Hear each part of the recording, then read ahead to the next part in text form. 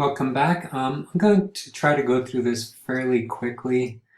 Um, so we left off looking at the how women were impacted by the this mid-Atlantic trade system, and now I'm going to talk about the way people were, I guess in general, were impacted. So as African people began to be brought into the Americas, they began to create a hierarchy for them.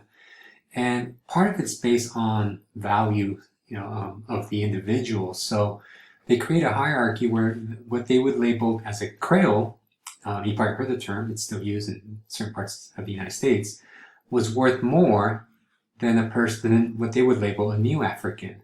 A Creole was somebody who was born here. And he had more value because a Creole essentially accepted his position as a slave and wouldn't rebel against you, and more likely also not die due to diseases and conditions in the American South, the Caribbean. Below him was the what they would call the Old African. The Old African was somebody who came at a maybe young age, but had more or less acculturated into the system of slavery, and again would probably not rebel. And then at the bottom of that hierarchy was the New African. And the New African was one that was, if you will, kind of fresh off the boat, recently arrived, and he had the less value. The Creole would be more expensive to purchase than a New African. And the question is, why, right? Well, these different areas implemented a system called seasoning. And as the word kind of implies, when you season something, like say a piece of steak, right, you make it better. And what they were trying to do is break certain habits of the slaves. So they implemented this idea of seasoning.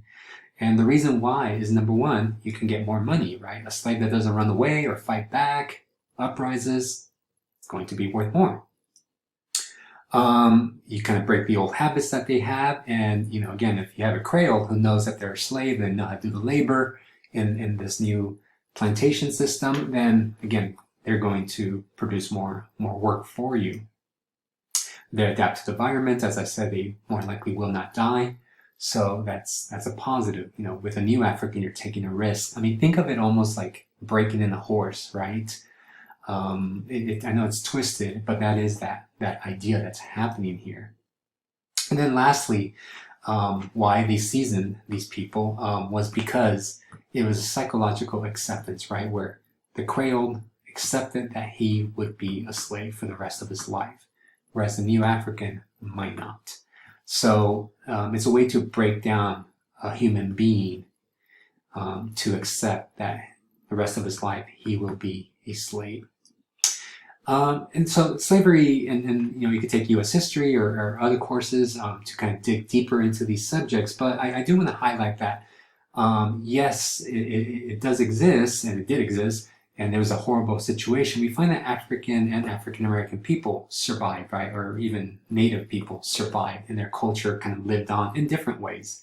They had to adapt to the situation that they were in. And, I think it was a great thing because, we do find examples of African people jumping off boats, right? Or fighting back. Haiti is one of the best examples, with African slaves actually fighting back against horrible conditions. The video from YouTube that I presented does talk about how some people, jumped off certain boats so they wouldn't be slaves when they arrived to the Americas. But again, it didn't have to end in death. Some of them just fought back and tried to get their freedom, if you will. We find that many of them developed, created a new culture in the Americas. And, there's a legacy to that, because without African and African Americans, we would not have things like rock and roll, right? Things that Americans have appropriated into their culture, but it comes from African and African American culture. So something like rock and roll, right? Beatles, Rolling Stones, Led Zeppelin, you would not have that if it wasn't for the culture that's created during this period, because during the 1600s, 1700s, etc. If you ever study the history of rock and roll, most of these bands wanted to be blues players and they sucked at it, right? So they created rock and roll. They wanted to be like Muddy Waters and so forth. So African and African American people maintain their culture along with Native American groups, right, throughout the world. As I talked about, La Virgen de Guadalupe. Is she a Christian deity or is she an indigenous deity? Do we still pray to our, to our gods, our Aztec gods, or are we praying to the Virgin Mary? Well, those questions are very dubious, right? Because something new is created.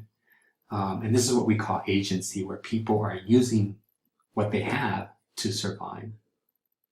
We find that communities develop new family ties, particularly because of the slave trade. African Americans develop new family ties where it's not just like, say, Europeans, the nuclear family that we study about the Middle Ages, where it's mom, dad, and kids.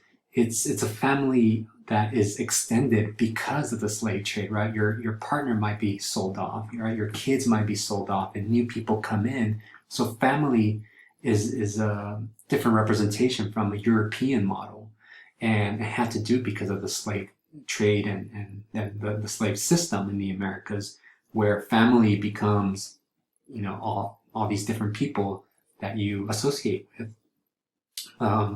which is very different from, say, the European model. And we find that African culture or Native American culture doesn't fully disappear. It's still here. And I'm sure you could probably think of different examples, but we still see it in our culture. So something like voodoo, which may have a negative connotation in some of our minds, it's just a part of the way African people celebrated their faith, and they recreated it here in the Americas. And though, through American pop culture, it gave it a negative connotation, we find that no, it's something that they practice and it's part of their faith, right? So it's still here in our lives today, or at least in their lives today too. And along with like Native American culture, we see it still survive to these days, right? Now quickly, I want to talk about Mexico. So Mexico, let me go through this kind of quick. Mexico, when it comes to race, Mexico develops a system that's quite different from the United States. In the United States, you really have only two major racial categories. You're either white or you're black. If you ever taken History 103, you learn that, to be considered black in the United States, you needed 132 blood in you. So it's what they call the one drop theory. So if you had one drop of African blood, African or African American blood in you, you were considered black, which mathematically that makes no sense, right? Because 32 of you is white. But in America, we have very kind of strict racial systems. There's a funny story in the 1980s where this white woman in New Orleans sues the state because her birth certificate indicated that she was black. So she grew up her entire life believing that she was white, and she looked white, right? But one day she looked at her birth certificate and she actually took it to court to change that classification on that piece of paper, which is interesting because for most of us, we probably wouldn't care, right? Most of us would go, wow, I'm black. Interesting. But for this woman, it was so important to not be classified as black that she went to the court and tried to get that designation off. She ended up losing the case, but again, this is 1980s, not too long ago. She was disturbed by that classification. I myself, when I look at my birth certificate, my parents who are Mexican, and if you look at my mom, she's very indigenous, she's actually classified as Caucasian. And, race is a very nubious thing. So in Mexico, unlike the United States, who has really two racial categories, and obviously we create more as time kind of goes by. In Mexico, they had about 16 or I can't remember, somewhere in the 20s, because every time they mix, they would create a new category for those people. Now, that's not to say that Mexico is any better because it's still very racist. But in Mexico, at the very least, they have many different categories. And it's a system that was established to limit mobility of certain peoples, but eventually it gets too complicated that it just destroys itself. Partly because they did allow interracial mixing, whereas in the United States, they try to limit it as much as possible. So as you can kind of see up top, you have your purebloods, those who were born in Spain and saw themselves as pure white, even though they have a lot of Moorish blood because of the Moorish conquest during, those 700 years of La Reconquista and so forth. But nevertheless, they almost out of thin air created this notion that they were white. Below them, you have the Criollo, and these are people who parents might have been from Spain, but they were born here in a colony. Then you have your mestizos. Mestizos were mixed, kind of like Cortez and La Malinche, I guess half and half, if you will. Below that, you have castizos, or actually above that, you have castizos. So a mestizo who mixes with one of these makes a castizo. And as you can kind of see, as you get what they would call darker blood, you get lower in this kind of hierarchy, right? Mulatto, and you can see the words begin to change. Mulatto means mule, and there you begin to see like African blood. And you see some of these, what they call castas. Castas, it's C-A-S-T-A. These were pictures that were throughout Mexico that told you who you were. You basically try to match your skin tone to these pictures, and poof, there you are, right? You're some of these categories. Morisco, this is a word that they use to describe the Moors as they're reconquering them, and that's what that meant. So a Morisco would actually be above a mulatto because they have less dark blood, if you will. And those are the good categories. So as we kind of keep on, I'm not giving them all, I'm just going to give you a sample of them. But as you can kind of see, it gets kind of more and more complicated. And then this is more like the bottom half of this racial category. Some of these words, right? Ahí estás means there you are. This is about as high as you're going to go.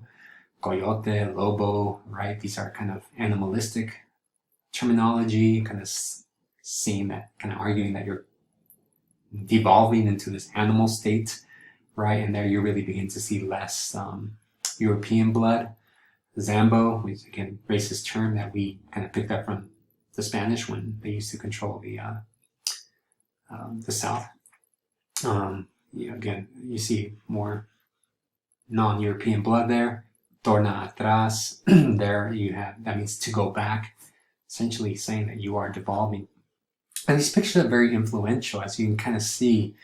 It tells you your, not only what you look like, but also your social standing in society.